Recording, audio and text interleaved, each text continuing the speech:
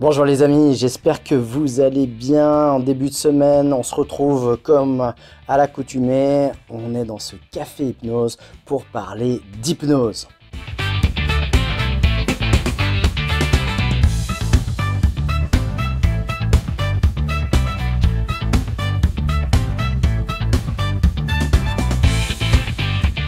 Bonjour à tous. Comment ça va en ce début d'année? Voilà, hein, c'est bien entamé et encore les sports d'hiver. On va bientôt arriver vers le printemps. On approche. Dans un mois quasi, on y est. Et ben voilà, le temps va tellement vite, tellement vite. Comment vous profitez du temps, vous? Qu'est-ce qui vous fait du bien et comment vous avez l'impression bien que vous occupez bien votre temps, bien la vie. J'ai des personnes comme ça des fois qui ont besoin de faire des choses, il y en a qui ont besoin de se mettre en relation avec les autres, il y en a qui ont besoin d'apprendre, il y en a qui ont besoin d'acheter, de posséder. C'est comment pour vous? Racontez-moi un petit peu dans les commentaires. Aujourd'hui, comme d'habitude, j'avais envie de parler d'hypnose avec vous. C'est fou ça, hein? Bizarre. Et oui, et plus précisément d'auto-hypnose. Et qu'est-ce que ça veut dire ça? Eh bien, c'est la façon dont s'hypnotiser soi-même. Alors, l'hypnose, le terme hypnose veut dire être dans un état, l'état hypnotique, et on fait de l'hypnose, c'est-à-dire qu'on fait une technique pour rentrer dans l'hypnose. On fait l'hypnose, on rentre en hypnose pour faire de l'hypnose. Donc, c'est ça, le même terme pour décrire deux choses différentes, la technique et l'état. Maintenant, l'auto-hypnose. Je vois encore des gens qui me disent « Ouais, j'ai fait une super séance d'auto-hypnose sur YouTube. » Ou dans ces cafés hypnose, eh bien, il y aura peut-être des gens qui diraient « Ah bah j'ai fait de l'auto-hypnose avec Gilbert. » Eh bien non, pas du tout. On ne fait pas d'auto-hypnose comme ça. Si on fait de l'accompagnement, si on est accompagné en hypnose, c'est que ce n'est pas de l'auto-hypnose. L'auto-hypnose ne présuppose aucun élément externe à soi. On est seul avec soi-même, on n'a besoin de rien, on peut faire ça dans le bus, en marchant, on peut faire ça à la maison, on peut faire ça dans un arrêt de bus, en attente, dans une salle d'attente, on peut faire ça n'importe où et on n'a besoin de rien, juste de vous et des connaissances. C'est la seule technique thérapeutique que je connaisse qui ne présuppose aucun élément externe à soi, c'est l'auto-hypnose. Et c'est comme ça que j'ai appris l'hypnose en premier lieu. Alors moi j'y croyais pas, comme beaucoup de gens, hein. Je pensais que c'était... je pensais même pas que j'avais pas peur de l'hypnose parce que je pensais que c'était du charlatanisme. Honnêtement, je pensais que c'était... on faisait croire à certaines personnes qui rentraient dans un état, peut-être même que c'était une connivence entre l'hypnotiseur et la personne qui reçoit. Il y a beaucoup de gens qui croient ça aussi encore. Et des fois, ça se fait comme ça aussi, hein, faut dire, l'hypnose de spectacle, il y a des fois des connivences, voilà, c'est des fois un peu comme la magie, c'est très proche de la magie de spectacle. Et puis, mais c'est très différent de l'hypnose thérapeutique, hein, ça n'a rien à voir, on peut utiliser certains procédés encore. Il y en a qui vont dire, des thérapeutes qui vont dire que on va plus vite avec des hypnoses instantanées. Moi, je l'ai fait aussi un petit peu au début, mais ça impressionnait trop les gens et du coup, c'était contre-productif. Les gens en avaient peur, alors qu'il faut beaucoup les rassurer quand on est en hypnose thérapeutique. Il y a encore beaucoup de gens qui ont des craintes sur l'hypnose, qui ont des croyances négatives sur l'hypnose et c'est pas les rassurer si on leur montre que dans les hypnoses de spectacle, ça peut se produire et ça peut avoir un effet sur eux. Donc, on va aller dans une certaine douceur et encore, on va même leur apprendre à faire eux-mêmes l'induction, c'est-à-dire l'induction, c'est la façon de rentrer en hypnose. On a vu ça dans les différents cafés hypnose. Si vous entendez ça pour la première fois, eh bien revenez sur les cafés hypnose précédents parce que j'en parle. Je parle exactement ce que c'est qu'une induction hypnotique et puis pourquoi on appelle une induction aussi. Accessoirement. Et donc, l'auto-hypnose, c'est vraiment la façon de rentrer dans cet état-là par soi-même et sans avoir besoin de support, quel que soit ce support.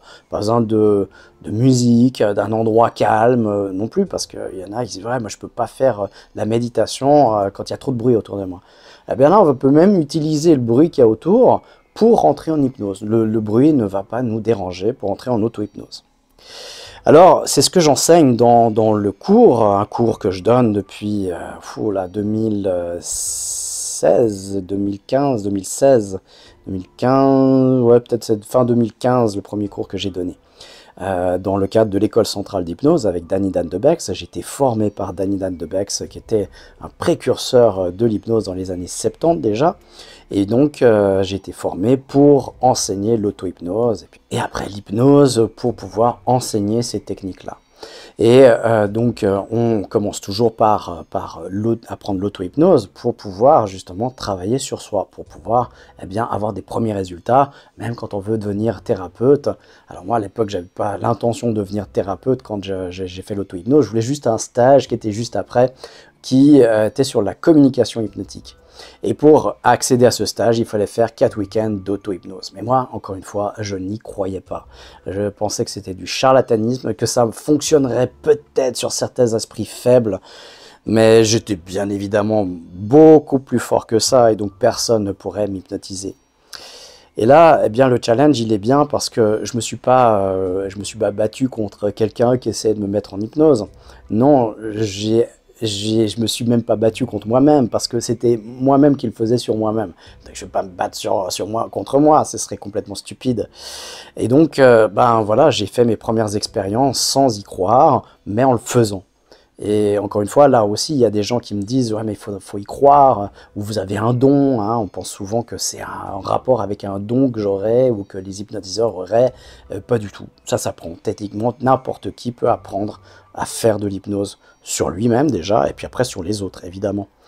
Et donc, voilà, je pensais, comme beaucoup de gens, que ça n'agirait pas sur moi. Et puis, voilà, en faisant mes premières expériences, en le faisant vraiment, j'ai réussi à me guérir du rhume des foins, à me guérir de crises d'angoisse aussi, mais vraiment violentes, et puis d'insomnie. Et puis plus tard, d'une phobie aussi. Donc très vite, ça a changé ma vie, et c'est devenu comme un nouveau principe, quelque chose que j'avais comme un super pouvoir. C'est vrai que je ne l'ai jamais nommé comme ça, mais là, en y pensant, j'avais tout à coup un pouvoir sur mon cerveau et sur mon corps que j'avais jamais eu et que bon nombre n'ont pas. Et tout à coup, ça me donnait vraiment la capacité de faire plein de choses pour moi d'abord, puis après pour les autres évidemment. Donc voilà, me retrouver dans la santé déjà, hein, voilà, les grippes, ça n'existe plus depuis l'auto-hypnose, parce que dès que j'ai un petit refroidissement, quelque chose, je me fais 3 à 4 séances d'auto-hypnose directe, et puis ça rebooste mon système immunitaire. Je vais regarder ce qui s'est passé avec mon inconscient, parce que c'est la maladie, au niveau qu'on est de la maladie, c'est qu'il y a quelque chose qui s'est passé. Là, j'ai encore quelqu'un qui m'a parlé de ses vacances, alors... La personne revient de ses vacances, et pendant ses vacances, je lui demande comment ça a été ses vacances, et puis elle me dit je me suis foulé la cheville, et puis droit derrière, j'ai eu, je sais pas si c'était vraiment foulé la cheville, mais un problème au niveau de la cheville, et puis juste derrière, il s'est pris une grippe qui l'a cloué au lit. Et voilà, on est dans les langages de l'inconscient. Le premier niveau, c'est les émotions, les rêves, les intuitions, c'est ce qu'on apprend dans le cours d'auto-hypnose. Dans le deuxième, c'est quand on n'écoute pas les émotions, les rêves, les intuitions, le langage de l'inconscient, il va renforcer son message, on va avoir des douleurs. Ça, c'est tout ce qui est psychosomatique. C'est 8 consultations sur 10 auprès d'un généraliste, donc ça fait beaucoup. 8 sur 10 qu'il est pour des problèmes fonctionnels et pas lésionnels. Donc le médecin est inutile là-dedans, parce qu'il va faire quoi? Il va simplement donner des antidouleurs. Puisque c'est rare, ça va de plus en plus qu'on s'occupe de la cause, c'est-à-dire qu'est-ce qui a créé ça? Mais c'est très rare en médecine qu'on s'occupe de ça. Et puis on va faire quoi? Ils vont donner des antidouleurs, ouais, mal à la tête, mal au ventre, mal aux genoux, on fait des radios, il n'y a rien, c'est donc psychosomatique. On envoie ça au meilleur des cas chez un psy. Au pire, au meilleur des cas, au pire, on va donner des médicaments antidouleurs. L'inconscient, lui, au meilleur des cas, il va augmenter la douleur, donc on devra prendre plus de médicaments. Au meilleur des cas, toujours, il y aura peut-être un déplacement de la douleur, donc j'avais mal à la tête, j'aurai mal au ventre, un truc dans le genre. Et puis, au pire des cas, il va monter au 3e niveau, qui sont quoi? Les accidents, les actes manqués, le problème de cheville. Je loupe une marche, je me foule la cheville, un truc dans le genre. Et puis, si on n'écoute toujours pas, il va passer à la maladie. Eh ben, la grippe. Voilà. Et ça peut se produire en quelques jours, ou ça peut se produire aussi en quelques années pour des maladies graves et lourdes. Et ça, voilà, c'est un principe, hein. On met toujours des guillemets, c'est pas une vérité absolue, c'est une vérité à vérifier, encore une fois. Eh bien, c'est là-dessus, moi, ça fait 14 ans que j'observe ça chez mes patients. Eh bien, j'ai cru 2 fois avoir une exception. Eh bien, les 2 fois, à la fin, ça s'avérait que c'était exactement ça. Qu'il y avait eu des étapes avant et qu'il y avait une raison, une cause émotionnelle à la maladie. Donc, quand on a ça, eh bien, on se pose des questions et on rentre en relation avec son inconscient. Mais pour ça, il faut savoir ouvrir la porte parce qu'entre conscient et inconscient, il y a une frontière naturelle qui est figurée sous la forme de la séparation entre les 2 hémisphères du cerveau. C'est pas tout à fait ça scientifiquement, mais c'est comme une métaphore. Il y a une frontière entre conscient et inconscient. Et ensuite, eh bien l'inconscient, lui, parle pas le français. Donc, il faut apprendre son langage à lui. Et c'est ce qu'on apprend en auto-hypnose. Alors, qu'est-ce qu'on apprend dans un cours comme celui que je donne eh bien, ce week-end-là, hein, en février, 22, 23 ou 21, 22 février, 22, 23 février, on est là, vous pouvez encore vous inscrire, il reste quelques places. Donc, allez-y, samedi, dimanche. Si vous n'êtes pas au ski, eh bien, profitez d'apprendre quelque chose qui vous servira toute votre vie et ainsi que ça va changer la vie aussi de vos proches, hein, certainement. Qu'est-ce qu'on apprend? Déjà, c'est la première chose que j'ai appris quand j'ai appris l'auto-hypnose, c'est que c'est pas seulement l'hypnose dont on parle. On parle de son cerveau et de son fonctionnement. Et donc, la première chose qu'on apprend, c'est comment on fonctionne et comment on peut piloter sa vie d'une autre manière, son corps, son esprit, et donner une direction dans sa vie qui est beaucoup plus en adéquation avec nos aspirations. Donc c'est se découvrir déjà, on se connaît, on va se découvrir, on va à la conquête de soi dans ce cours d'auto-hypnose. Ensuite, on va découvrir ce que c'est que l'hypnose et revenir sur toutes les croyances qu'on a, parce qu'il y a tellement de croyances. Du genre, il faut être détendu pour être en hypnose. Alors là, justement, il y a même des thérapeutes, hypnothérapeutes, dans les premières phrases qui disent « détendez-vous », pour soit comme une équivalence complexe. Si on ne peut pas se détendre, c'est qu'on ne peut pas être en hypnose. Voilà, c'est la différence avec la sophrologie. On va rentrer dans le corps, alors que l'hypnose justement va se dissocier du corps. Et donc voilà, pour pouvoir travailler avec l'inconscient, parce que c'est lui qui a la fonctionnalité du corps. On comprend vraiment ce que c'est que l'hypnose théoriquement et de l'intérieur. On va en faire l'expérience pour revenir sur ces croyances-là. On n'a pas besoin d'être détendu, on ne perd pas le contrôle, on n'a même pas besoin de fermer les yeux pour être en état d'hypnose, que c'est un phénomène naturel qu'on adopte plusieurs fois par jour, qu'on ne reste pas bloqué là-dedans. Voilà, il y a plein de croyances comme ça qui sont assez hallucinantes des fois. Et c'est pas du sommeil non plus, je vais pas m'endormir, et puis si c'était ça l'hypnose, on pourrait pas faire d'auto-hypnose, vous en conviendrez. Donc non, c'est pas ça du tout. Et donc on va faire l'expérience, comprendre ce que c'est à travers ça, à travers la neuroscience aussi, comprendre comment fonctionne le cerveau, parce que ça se passe au niveau du cerveau. Et puis ensuite, eh bien, on va apprendre à le produire, à produire cet état volontairement. Parce que c'est la différence avec les hypnoses qu'on fait au quotidien, hein, et on fait ça, l'état hypnotique, et il y a des gens qui me disent encore « ouais mais moi je suis peut-être pas hypnotisable », ou on m'a dit, ça c'est pire encore, on m'a dit que j'étais pas hypnotisable. Ce qui est absolument faux. Il faudrait avoir une absence de cerveau ou un cerveau endommagé pour ne pas pouvoir être dans un état d'hypnose. Et réellement. Pourquoi? Parce que c'est un état naturel du cerveau. Alors, qu'est-ce qui fait que on devrait apprendre une technique pour pouvoir faire quelque chose qui se fait naturellement? Eh bien, c'est que dans la vie de tous les jours, il y a 3 différences avec ce qu'on fait tous les jours et puis ce qu'on va produire volontairement en hypnose, en auto-hypnose et en hypnose. Eh bien, c'est que dans l'hypnose quotidienne, on ne choisit pas le moment, ça se fait de manière aléatoire. Ça arrive spontanément. On ne sait même pas nommer cet état parce qu'on le nomme différemment, puis on ne sait pas qu'on peut l'utiliser pour quelque chose qui nous serait bénéfique. La deuxième, c'est qu'on n'est pas dans un état stable. Comme on n'a pas choisi, c'est aléatoire, et puis on rentre, on sort, on rentre au gré de ce qui se passe autour de nous. Troisième, fondamental, c'est qu'on n'en fait rien, voire même on fait le pire. Parce que quelqu'un, si vous faites une crise d'angoisse, si vous faites vous stresser pour quelque chose, même un stress normal, on va dire, eh bien, vous êtes en train de faire une séance d'auto-hypnose. Déjà, vous êtes parti en dissociation, parce que vous êtes sur une projection d'un moment futur. Pour stresser, c'est ça. On est obligé d'aller dans le futur, voir une situation qui n'existe pas encore, mais qui pourrait se produire, effectivement, ou peut-être même pas. D'accord? Qu'on l'a tellement distordu, on est tellement dans l'imaginaire que ça pourrait de toute façon même pas exister. Et on est donc on est plus là-bas que ici, donc ça s'appelle vraiment de l'hypnose, c'est la définition même de l'hypnose, un état dissocié. Je suis plus dans l'état de là-bas, et puis dans l'état de là-bas, c'est un état négatif où je dépeins justement le négatif, sur le plan de l'imaginaire, du symbole, et je ressens des émotions.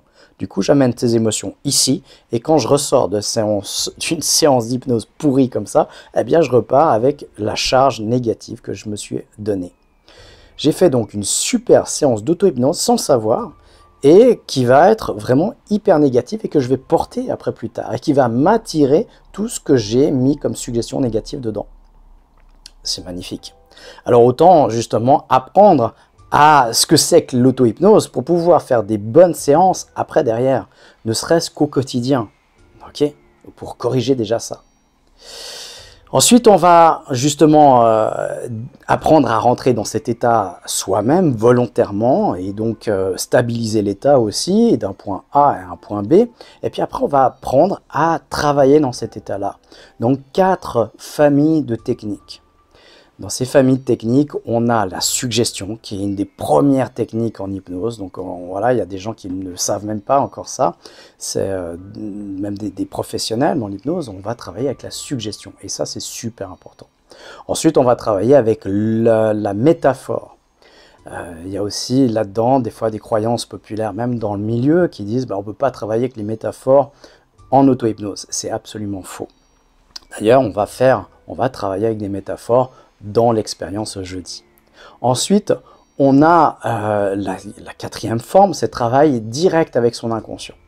On va rentrer en contact direct avec son inconscient, avoir une réponse de son inconscient, et ensuite, par un principe idéomoteur, et on va ensuite lui demander justement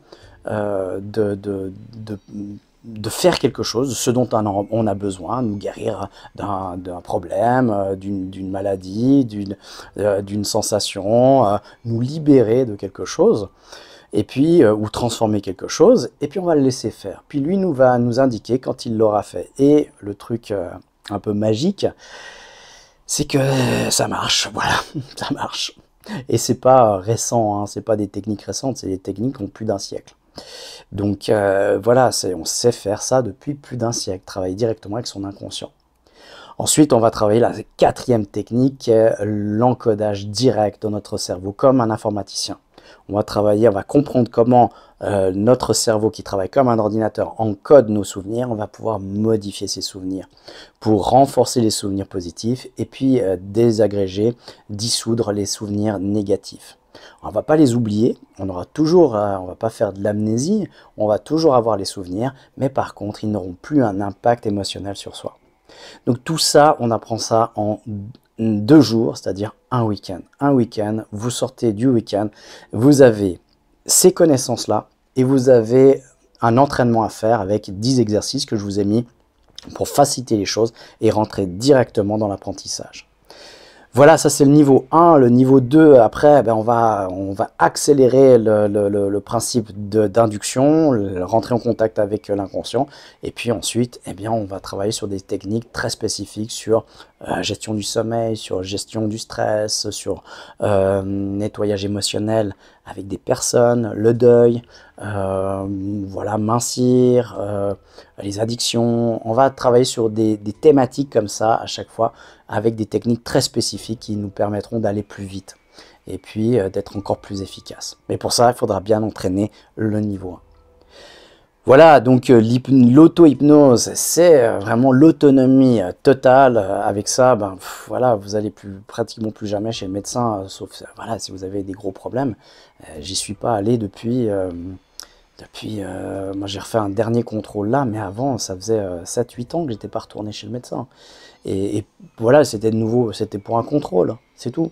Et donc, ça renforce vraiment la santé, on peut vraiment rebooster son système immunitaire, on peut régler des problèmes très très profonds. Voilà, regardez un petit peu, prenez un petit peu de littérature là-dessus, vous verrez, il y a vraiment ce qui peut apparaître comme des miracles. Et vraiment, bah oui, c'est parce que la médecine n'explique pas tout. Et puis des fois, bah, on sort du cadre des possibles de la médecine largement, et très très largement. Alors oui, il y a des fois des réactions, voilà, des personnes à qui on dit ça, et puis qui sont ben, très très impliquées dedans, ou qui souffrent beaucoup, et qui vont dire, mais non, c'est pas possible, parce qu'elles vont rester sur leurs croyances, et au fait, parce que, ben voilà, elles n'ont pas expérimenté ou exploré tout. Attention aussi, ben voilà, il y a des gens aussi qui me disent, ouais, moi j'ai fait un stage d'auto-hypnose, puis je leur demande combien, et surtout, surtout ce qu'ils en font. Puis après le stage d'auto-hypnose, ben ouais, bon, voilà, je l'ai laissé de côté. Et je demande souvent combien de temps a duré le stage d'auto-hypnose. Et on me dit, ouais, 2-3 heures, c'est une demi-journée, un truc dans le genre, initiation à l'auto-hypnose. Mais en fait, quand on fait ça, et c'est pas forcément la faute de ceux qui enseignent ça, c'est qu'on aimerait tellement donner, faire connaître ça. Et puis il y a tellement de gens qui sont réticents à ça, qu'on a envie juste de leur donner un petit peu le goût, l'envie d'aller plus loin.